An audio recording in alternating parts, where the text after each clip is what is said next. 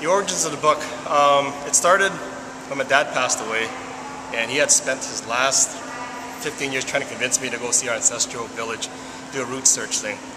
I was too busy trying to build my career, and after Dad passed away, I finally said, I'm so stupid, I lost the opportunity, I'm going to make it up by doing some research on the ancestors of people who built our nations, Canada and the United States. And it's called Escape to Gold Mountain. So what's the title mean, David? Okay, the original title is called The Iron Chink. And it stayed that way for 3 years while this book was being put together.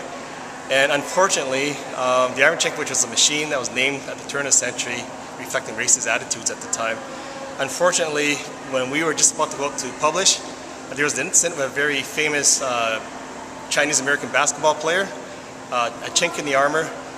The distributors and the publishers had cold feet, and we had to change the title. And we struggled for about a week, and we came up with Escape to Gold Mountain, which was a title that my boys came up with. So I'm fairly pleased with it. And can you describe what you're trying to do in this book? When we talk about history, most young people couldn't care two beans about history because it's very boring. I want to present it in a way which was interesting, dynamic, and engaging. I felt that illustrations was the way to do it. And besides, I've always wanted to become a cartoonist ever since I was a young person, a kid, and growing up on the east side of Vancouver.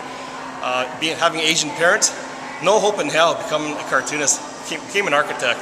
So I did okay as an architect, and I finally said, okay, I'm going to do what I really wanted to do, and I'm going to write a book. I put 6 months aside, sold my firm, and thought I'd do a comic book on the history of the Chinese to North America. It took me almost 4 years to do this crazy book, and it's done. I'm so happy.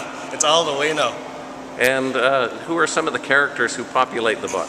Oh, there's a lot of characters there in Vancouver that you might recognize. There's our hat lady. Should I mention names? Sure. Okay, Fei Liang. We call her Auntie in here. And there's Jim Wong Chu, who's a very well-respected Chinese-Canadian author and activist. There's Todd Wong, Gung Haggis, and there's people from Toronto, and it goes on and on. I had a lot of fun drawing up people in here, and part of the fun is to discover who these people are. And what do you hope people go away from after reading your book?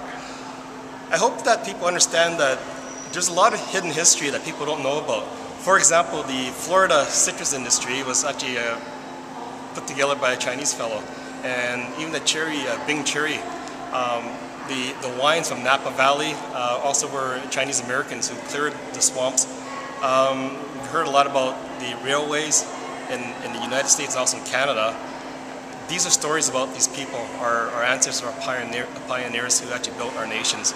And it's something that I would love to celebrate with the next generation. But more important, it's a book about racism.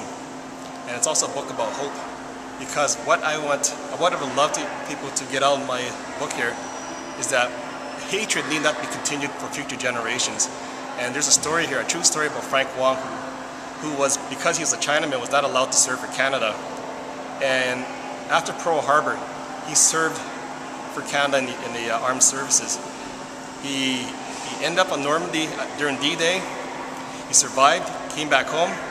His eldest daughter later married a Canadian whose father had emigrated from Germany, who fought for Nazi Germany. So he was on the other side. So this is sort of the story at the end there that says there's hope for our generations if we all figure out each other's. Anyway, there's more. What are the sacrifices that the pioneers made that young people today might not be aware of?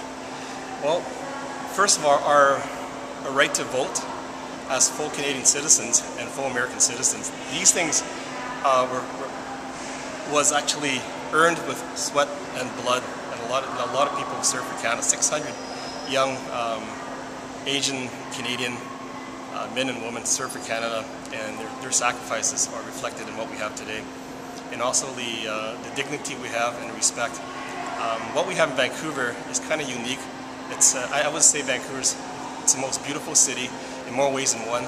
Physically, we can talk about the landscape and the natural beauty, but more important, the diversity and the acceptance and the tolerance. That's something that I think Vancouver's really wonderful place to show. And I think that that's a message that, you know, if other places in the world can have this respect for one another, I think we can probably do a lot better as human beings. Why do you think Vancouver has fared relatively well in that regard, especially when you look at the past? BC was almost the worst place in Canada for racism when you look at things like the anti-Asian riots and a lot of the legislation that happened was the instigation of people in BC. Yet now, Vancouver seems to be celebrated around the world as a place where we're more welcoming of our diversity. I think Vancouver became this way because there's no meddling from the politicians. It evolved this way organically because people from different cultures, because we happen to be blessed to be on the west coast of North America, a gateway to North America. All these different peoples from different cultures all came together, and the politicians stayed clear of this. But of course now they're taking credit for all this, and we stand a good chance of screwing it up because a lot of these people sitting in these elected offices don't know shit about what's happening really about multiculturalism. So I want to talk about the values of diverse society, because what comes out of it is a mixing of ideas, and that's where innovation comes and creativity. So the Pacific